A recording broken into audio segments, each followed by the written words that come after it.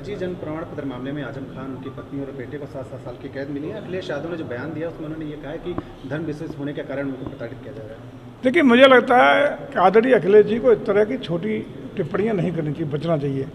क्योंकि जो भी हमारी संस्थाएं हैं, चाहे वो न्यायिक प्रक्रिया हो, जांच एजेंसियां हों, विवेचना की एजेंसियां हों, अनेक संविधान संस्था निष्पक्षता के साथ, गुणवत्ता पर पूर्ण तरीके से, साक्ष्यों के आधार पर, प्रमाणों के आधार पर अपने निर्णय देने का और कार्रवाई करने का काम करती हैं। न्यायालय पर उंगली नहीं उठाई थी। भारत की न्याय प्रक्रिया बहुत मजबूत है, बहुत निष्पक्ष है। इस पर कभी उंगली उठाने का काम करने से पहले 10 बार सोचना चाहिए और इससे बचना चाहिए। में आप पूजा कर रहे हैं तो कांग्रेस ने भी अब कन्या पूजन शुरू कर दिया है और कल कांग्रेस यूपी कांग्रेस प्रदेश अध्यक्ष है अजय राय, उन्होंने भी कन्या पूजन किया कल। नहीं, ये तो हमारी उपलब्धि है। अच्छी बात है कि देश के किसी भी दल के लोग जिन्होंने भगवान राम के अस्तित्व वजूद को ही नकारने का काम किया हो, उसके लिए माननीय उच्चतम न्यायालय में शपथ पत्र दिया हो, ऐसे लोग यदि सनातन संस्कृति की ओर जुड़ रहे हैं, बढ़ रहे हैं और सनातन संस्कृति को सम्मान दे रहे हैं, मंदिरों में जा रहे हैं, ये हम लोगों की सफलता है और यही मैं समझता हूँ देश को आगे ले जाने का सपना पूरा करेगी।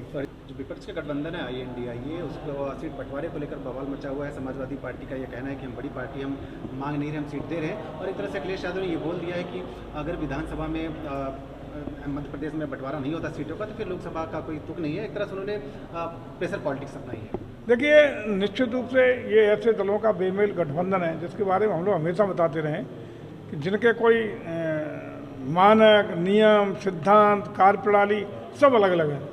अगर कांग्रेस को छोड़ते हैं तो बाकी क्षेत्रीय छत्रमों के दल हैं जिनके अपने अपने क्षेत्र में, जो अपने अपने प्रदेशों में अपने अपने वजूद हैं, जिसके आधार पर उनकी अपनी रणनीति और कार्यशैली रहती है। कांग्रेस पर दबाव बनाने का प्रयास शुरू है ये अखिलेश जी का, सारे लोग जान रहे हैं। लेकिन ये सब प्रयास लोकसभा के चुनाव आते आते पहले भी कहे हैं कि बिना सिद्धांत विहीन गठबंधन, मानक विहीन गठबंधन, विचारधारा की एक रूपता के बिना गठित किए गए गठबंधन कभी लंबे तो नहीं चल सकते, कभी सफल नहीं हो सकते और लोकसभा का चुनाव आते आते बिखर के अलग अलग ताना बाना के हो जाएंगे।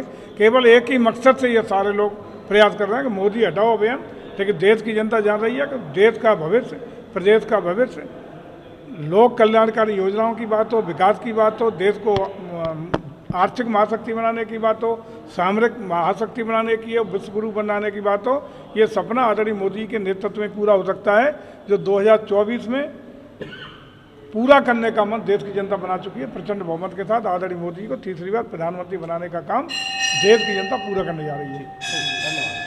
हमसे जुड़े रहने के लिए हमारे YouTube चैनल को सब्सक्राइब करें और नई वीडियो की नोटिफिकेशन के लिए बेल आइकॉन को दबाएं।